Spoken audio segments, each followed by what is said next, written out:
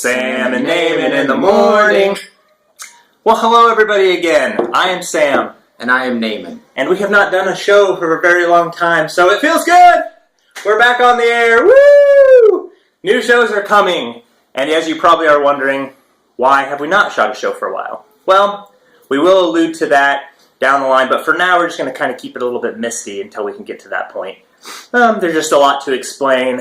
Really, a lot of depth to it. So we want to give it its proper due. But we are happy to be back.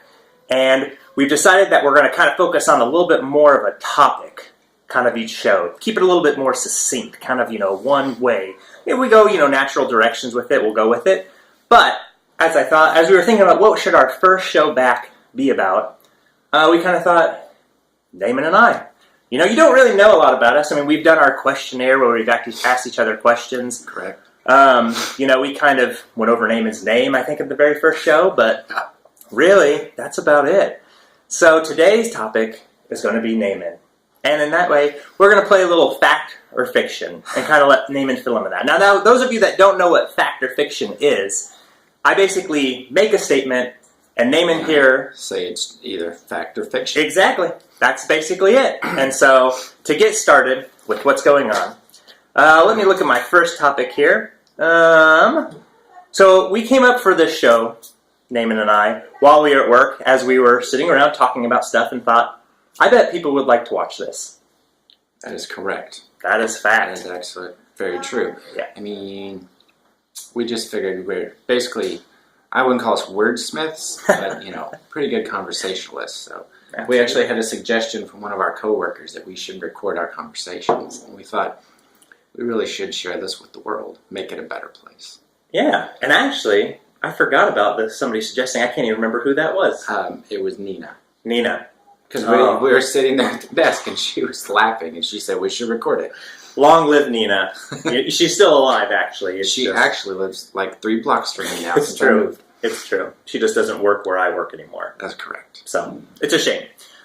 So just some questions about, that point by itself being fact. Naaman, when did you realize this was a good idea for a show? When did you think, this is it?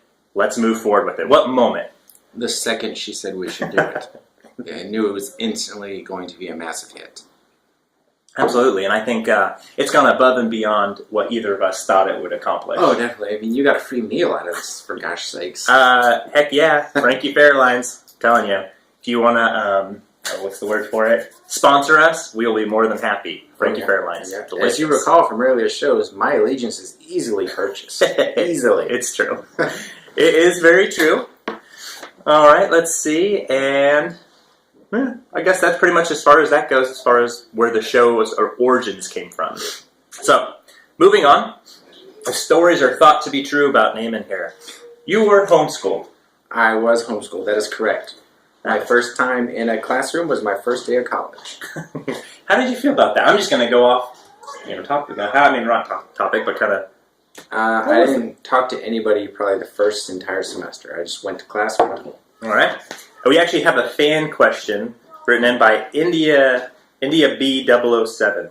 How do you feel about this time in your life, homeschool, when you think back at it? It was pretty good. I mean, it helped you learn at your own pace, so. If I had it to do over again, it'd probably go the same way. Good. I'm glad to hear that. Good to learn about you. All right. Naaman, you were almost killed in Chicago after making a few wrong turns. That is correct. Would you like to elaborate? Yes. Well, myself and my roommates woke up one morning and we decided to go to watch the Royals play the Cubs in Chicago. And Go Royals. Go Royals. They're going through a rough stretch, some injuries, but they'll be all right. Yeah, they'll be all right. Literally the amount of planning we put into this trip to Chicago was we woke up, one of my roommates said, you guys want to go watch the Royals in Chicago? And we all said yes. And within 30 minutes, we were in the car. That was the only planning. The best way to plan. Really. That's the way 4 19-year-old guys plan things. So we drive to Chicago. We get there and we're instantly lost. And I'm the only one that would drive in Chicago. Now, mind you, this is before Google Maps, Right. like any This was- smartphones. I don't even think I had a cell phone at the time. Maybe I did like a flip phone, something. Right. But you're this not was a long getting time. any directions from your phone. If No, anything, no. you maybe have a map, but No, I don't even remember. We were just, I don't know if we were just like going towards tall buildings. I don't know what we were doing, but we were instantly lost. And one thing you have to know about me is I get instantly lost all the time. he's gotten lost to my house 4 or 5 times. It took me 5 times. And Yeah. your house is like 3 turns off a main road. And so True. we're totally lost. We get to Wrigley Field and there's nothing there, nothing going on. So we go to a bar across the street and they're like, no, the Cubs aren't playing today. The White Sox are playing. So we're like, oh, so that's great. So we have a wrong team. So we get back in the car, instantly lost again. We actually find where the White Sox play, which Wrigley Field's in a nice, fun part of town. Where the White Sox play is not in a nice, fun part of town. A little more sketchy. Yeah, so we go to the game. The game's nice. The Royals even won, and as I recall, the Oh, stadium was really nice. It had like a water slide or something or the other. But anyway, we leave, still lost, except now it's nighttime, and now we're lost in Chicago, and we're more and more lost. And we've been driving for a couple hours, and finally we just decide we're going to stay overnight in a hotel. We pull over to this little place, and we go inside. It's 4 guys. We go inside, and you can rent it for 1 hour, 2 hours, 3 hours, 4 hours. So we're just a classy joint. yeah. So we're just like, give us 2 rooms. So, for how many hours? That was the question. that's right. So a couple of guys are paying. Another guy and I go outside, get some junk out of the car, and we're standing there at the trunk. Across the street, we hear, God no, oh no, and then there's gunshots. And so we run back inside, and we're like, we got to get upstairs quickly, like right now. So we go upstairs, and we're like frazzled at this point. So we're just kind of sitting there for a minute. The guy and I that were in my room decided, let's go see what the other guys are doing and just kind of hang out. We get over to their room. Their room is full of smoke because the window air conditioner they plugged in had caught on fire. So we unplugged it. And the thing quit smoking. We're scared now to death, so we decide to leave anyway. We get in the car, we take off, go by some massive train You're station. driving, correct? Still me driving. Still Okay. hopelessly lost. Yeah. Went by this massive train station, ended up in the projects. My friend sitting directly behind me literally starts to freak out. He's like, just get off this road, just get off this road. So I turn on what I think is a road, what is actually an alley, and then find that there's a disturbing amount of people in this alley at like 2 a.m. And like people are like walking up to the car and looking in as I'm driving by and Probably waiting to sell them some type of something paraphernalia. and or stab us. I don't know. Who Yeah, knows? it could be. My friend has like a psychotic breakdown, starts laughing that now we're gonna die. So I floor it. I nearly run over a guy on a bicycle. Why are you on a bicycle at 2 a.m. in an alley? I don't know. I don't care. Yeah, probably saving everybody's life. Though. Probably saving everybody's He was like a neighborhood watch, I guess. the guy on the bike? I don't know. What? all right. So we get out of this thing. Finally, we find downtown Chicago, frazzled, like just completely frazzled. We find these 2 police officers, and we tell them where we've been and what we're trying to go. And we tell them the name of the street, and I cannot remember the name of the street, but the cop says, well, you guys are lucky you didn't get killed. And we're like, oh, yeah, that's kind of what we thought. Anyway, they tell us how to get back to the highway, and we're like, while we're down here, we might as well find the tallest building in the world. And we're driving around downtown Chicago, and we can't find it. We've already faced death. Let's go find the tallest building in Chicago. So we can't find the tallest man-made structure in the world. We're like, I don't see it. Look at this. Anyway, we did find our way back to the highway and ended up sleeping in the parking lot of a hotel in a car because we had no more money. But yeah, I did nearly die in Chicago. All right. So go along with that. Had you passed away in that alley, had you been murdered gruesomely, would you have died happy at this time? Would this have been I'm okay with my life where I've ended up? I can tell you right now, I had no credit card debt or debt, so I feel that I would have died being ahead of the man. Yeah. I have a house and a mortgage now, so the man's got me. Yeah, so you're ahead. I would have died. It's true. There's nothing wrong with that, If you're ahead, you're already in a good spot. So we do have a fan question based on this too from Kelly Snacku15. If you had the ability to choose how you died, how would you want to go? I would want to explode, because then people would be like, remember when Naaman exploded? We'll have to remember that. if someday you spontaneously just go, I'll be like, I don't know. I like people to maybe like, once you're over the initial sadness, they'd be like, remember when he blew up? And somebody'd be like, yeah. Nobody's going to forget that. No. You know, a lot of people pass away, but that's a very much more memorable one. Correct. For sure on that part. So, well, thank you for sharing that with us. Moving on to our next part about Naaman. At one point in your life, you struck a very strong resemblance to the main character in Renegade, even going so far to dress like him for one Halloween. That is correct. That is fact. And just for our viewers, I'm going to come up here, make sure I've actually got it on there.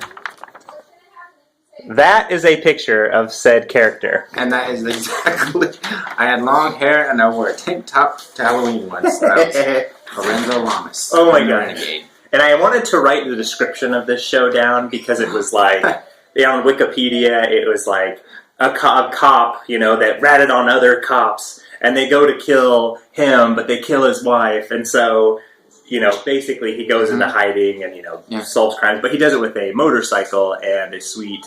Beautiful hair. Beautiful hair, which I would love to see a photo from that. And so I'm going to hope that I can... I don't know if I have... I'm sure there's one that exists somewher, but... Oh, I would love it. I don't know where If he can get it to me, I will try to at least pop it up on the I mean, if I had it, it'd be on the wall. That's true. Like a painting in a museum. Like one of the most famous, like, who is this man? Nobody knows. But he was a renegade. I forget what his name was in the show. His real name is Lorenzo Lamas. Because he's been on like soap operas for like 110 years. You know, I almost did my homework before I came here and wrote the names down. And he had a partner, I want to say an Indian partner named Six Killer. Yeah, I think that's correct. Okay, Six Killer. Did you watch the show, or did it just like you realized you resembled him? I've seen it. I didn't know if you knew why his name was Six Killer. It was kind of like the same premise of the A-Team, except it was one dude. Yeah, and I did love that in the little Wikipedia description of it too. It said, this is how the format of the show usually goes. A hot chick comes to Lorenzo, what's his name, Lamas? Lorenzo Lamas has a problem, has a hotter sister that has a problem. He goes undercover into their organization, usually as some mechanic, and then gets into like some driving for them. Is an amazing driver. And so they move him up, and then he's found out usually, but then it's all resolved by the end of the show. That sounds that sounds like it. Yeah. Oh, let's see. All right. So now here's if you had to dress as a celebrity or star, you know, right now, who would it be and why? LeBron James. And other than because I just love him. Okay, fair enough. That's all we probably need there. So some have called you fearless. Some, you know, you look at you, you're kind of like, I don't think much is going to stir this guy. You know, you were driving in Chicago and you're like, I'm going to die, but you seem to keep your head in the moment. Yet, Nicole Kidman and koalas bother you. They bother me. I'm not, well, Nicole Kidman because her face doesn't move. And honestly, I'm kind of over that. I think it was like a phase. Well, she did get Botox, and so her face literally did not move, and it's kind of frightening. I think that's what the premise of the movie The Others was. I could be wrong about that. Yeah, it was all about her face not moving. Not moving was There's not a problem. That was like the big surprise. Yeah. Face isn't moving. And koalas, just because I don't trust them, like their beady little eyes, and they tend to be all cute. I don't know. I'm not going to lie, though. We went to the zoo, and they've got a new exhibit here. Yeah. That's the koala. And I've taken a lot of grief about that. Molly has people at my work giving me grief about that, actually. About the koalas? Yeah. All right. Fair enough. Let's see. So we have a fan question from Sergeant Rock. But I'm going to explain. Have you heard of a Mary Boff Kill? Do you know that game? Yes. Okay. So for our viewers that may not know what it is, basically, I'm going to name 3 people or, you know, items or animals or whatever, and Naaman's going to choose which one he'd marry, which one he'd boff, and which one he'd kill. Our 3 from Sergeant Rock wants to know Mary Boff Kill, Nicole Kidman, koalas, and Reno Raines. That was his name in the show. Reno Raines. Reno Raines. I did do a little homework, so Mary Boff Kill. We probably marry Nicole Kidman, boff Reno Raines, and kill the koalas. All of them, or just one? All of them. Oh my gosh, gone to extinction now from that decision there. Okay, for our last little factoid here, Naaman and I have played tennis many times, and he has only beaten me once. That is true. That is not true. That is fiction. I don't know. Oh, you don't remember? I honestly don't. I don't know. Okay, it's actually fiction. Okay. You've not beaten me once. Well, I added that on there basically. I don't remember. I don't remember. Okay. I usually don't win. I usually don't win. I was just gonna say I put that in there. I know all of these have been facts so far. But then again, why don't we play in soccer 1-on-1 and see who wins? Oh, that's true. I'd be dead. I mean, there's no joke. I mean, you've killed people with your shots. I have. So I mean, Jimmy. He I was gonna say he has like a ruined back because no matter what time you kicked it, you basically like nailed him. He was always standing right in front of me. And even if he dove for it, it's like it's over. Okay, so I know I lose every time. So, and then my next question: would you ever wager a tattoo against me playing in tennis? If you will wager a tattoo playing against me in soccer, and get a sweet Renegade tattoo. Well, I may just get that because you have talked about getting a tattoo. Jimmy, we may need you for this here soon. You can do that. I may have. I can see this right across his chest. Yeah. That would be amazing. That would be pretty awesome. I do want to just allude to also, just a little funny side note. We went hiking with some friends this past weekend, and they have this trophy they pass around. That's a huge picture that they took. That's like them dressed up in like these like, I don't know, 80s like velvety garb, and they've got a cat, and it's just the two of them. They like put them all over my house, but they have this huge. Oh, what do you think that frame is over there? Maybe I don't know, probably. I don't know. Oh, so let's say 4 by like a 30 by 40. There you go, 30 by 40. But it's a large frame, and it's a picture of them that they hand back and forth as a trophy. Well, it has always been between them, basically. It's always been them playing against it, and then the other person gets the trophy whenever they win, and they display it in their house proudly. They luckily added me this weekend, and their thought was to play me in tennis.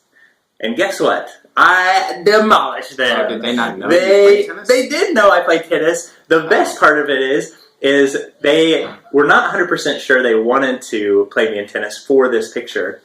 But they said they started practicing with me and felt, we could maybe take him, the two of them against me.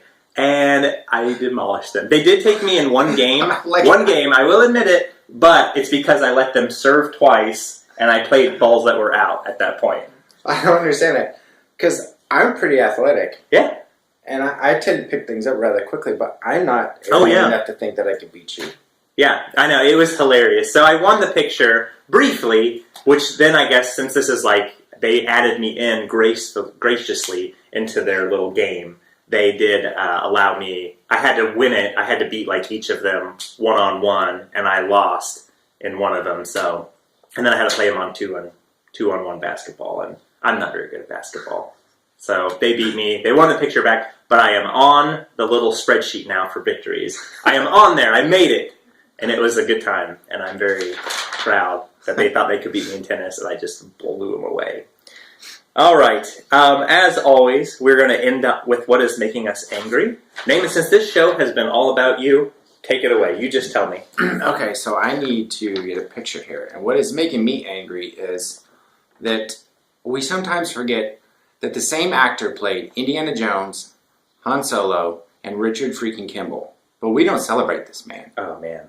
Like, we have all these people and all these actors winning all these awards, being snooty on the red carpet. But the same guy, this man, played those 3 characters. Maybe the 3 most bad A characters ever. Yeah. No one brings it up. And that's making me furious. And he is still just freaking awesome. Like, you look at it, he was in Star Wars The Force Awakens, and he's in his 70s now. He could, at least in his 70s, if not his 80s. And that man... Man, yeah, such an iconic role. I am in agreement with that. That is definitely... He played some of the most awesome characters. And you could throw a whole bunch of... Another load on top of that of, like, different characters he's played throughout time. But, yeah, I mean, Indiana Jones... granted, the Crystal Skull was the... But, yeah, then, like, Han Solo, these iconic roles...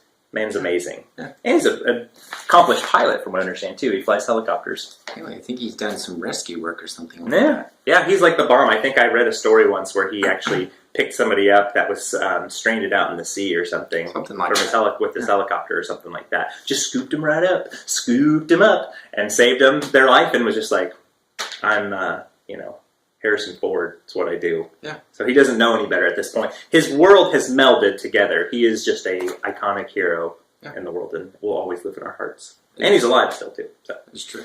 As far as my what's making us angry, even though that was a good one, I'd probably definitely piggyback on that, is this is something I think a lot of people can agree with. Politics is just making me angry. I mean, I think politics makes a lot of people angry. I'm just tired of it. I don't care, Republican, Democrat, Libertarian, like whatever you believe. At this point, we just know that all of them are shady. All of them are ripping us off. All of them are, basically telling us one thing and doing another.